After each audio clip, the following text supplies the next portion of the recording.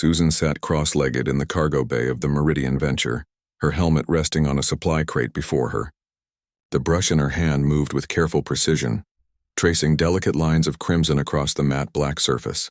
She had been stationed on Kepler 442b for 6 months now, serving as the chief xenobiologist for humanity's first deep space research outpost, and in all that time, she hadn't found a moment to personalize her gear.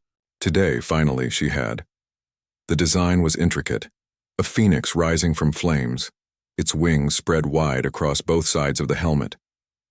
It reminded her of home, of Earth, of the ancient human mythos that spoke of rebirth and resilience. Out here, billions of miles from humanity's cradle, such symbols carried weight. They were reminders that humans belonged among the stars not through conquest, but through sheer stubborn determination. A soft chittering sound interrupted her concentration. Susan glanced up to find 3 pairs of luminous amber eyes staring at her from the shadows near the cargo bay entrance. The Velkin cubs, barely 3 months old by human reckoning, had somehow escaped their containment area again. Their species resembled a peculiar blend of feline and reptilian features, covered in downy silver fur that would eventually harden into protective scales. The Velkins were one of the indigenous species on Kepler 442b, and these particular cubs had been orphaned when a rockslide destroyed their den. "How do you 3 keep getting out?" Susan asked, setting her brush down carefully. The cubs responded by padding closer, their oversized paws making soft thumping sounds against the metal floor. The smallest of the 3, whom Lucas had nicknamed Pip, bounded forward with characteristic fearlessness.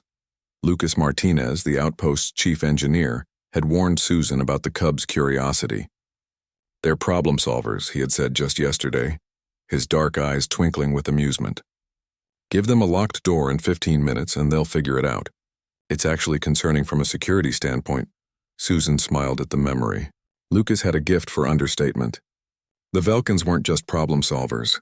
They were frighteningly intelligent, perhaps even more so than humanity's own domestic animals. The research team had documented tool use, complex social structures, and what appeared to be rudimentary artistic expression among adult Velkins. These cubs, tragically separated from their family, had bonded with the human researchers with surprising speed. Pip reached Susan first, stretching up on hind legs to investigate the helmet. The cub's tiny nose twitched as it sniffed the fresh paint, and Susan gently intercepted the curious creature before it could smudge her work. "Careful there, little one," she murmured. "This stuff takes hours to dry properly." The other 2 cubs, Striker and Whisper according to Lucas's naming system, approached from either side.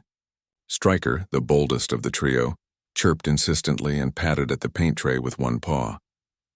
A glob of crimson paint stuck to the soft pad, and the cub examined it with tilted head, obviously fascinated by the bright color. Susan's heart melted. "Oh no, now you're painted too." She reached for a cleaning cloth, but Striker had other ideas. The cub pressed its painted paw against the side of the helmet, leaving a perfect print just below the phoenix's wing. For a moment, Susan simply stared. Then Whisper joined in, dipping delicate paws into the gold paint Susan had been planning to use for highlights. The second cub added its own prints to the opposite side of the helmet, creating a mirror image of Striker's contribution.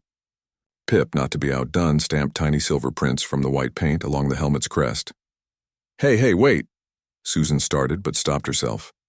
The cubs worked with surprising coordination, their prints forming an organic pattern that complemented her phoenix design rather than ruining it.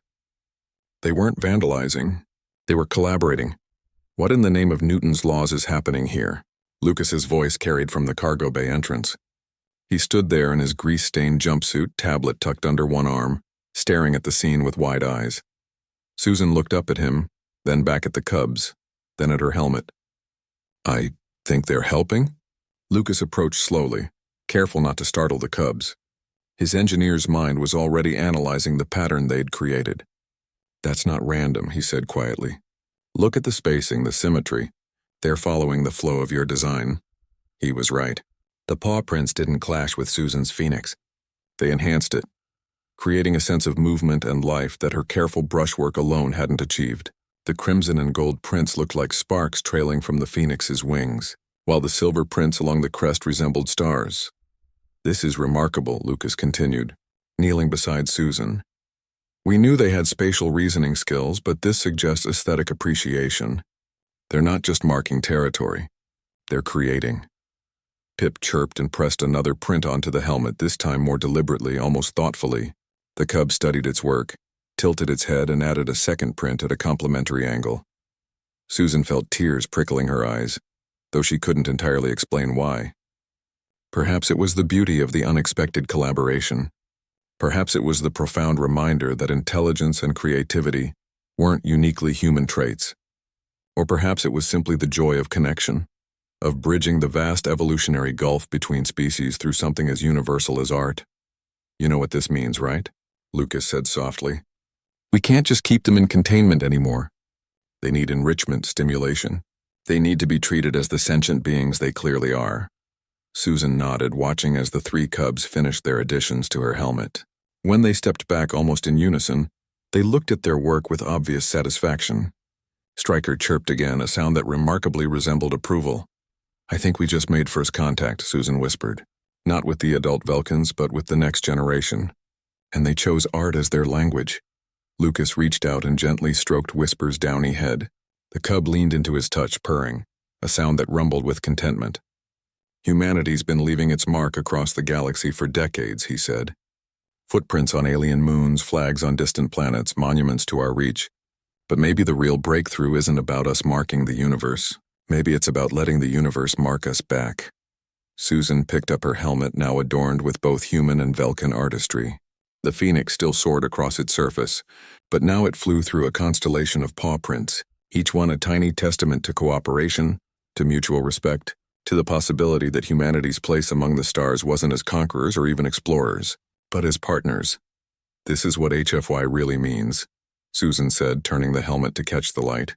Not that humans are better, but that we're adaptable enough to recognize brilliance in others, smart enough to learn from species we just met, and brave enough to let three alien cubs improve our art.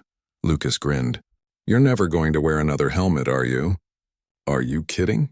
I'm wearing this one until it falls apart.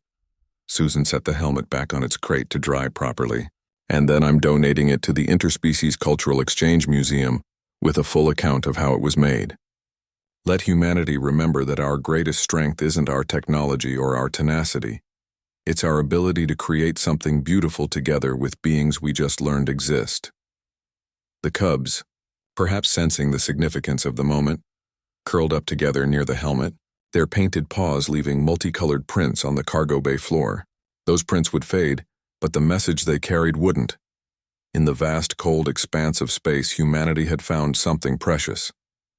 Not resources to extract or territories to claim, but companions to create with, and that, Susan thought as she watched the cubs drift to sleep, was what would carry humanity to the stars, not as invaders, but as artists forever seeking the next collaboration, the next moment of connection, the next masterpiece painted with many hands, paws, and hearts.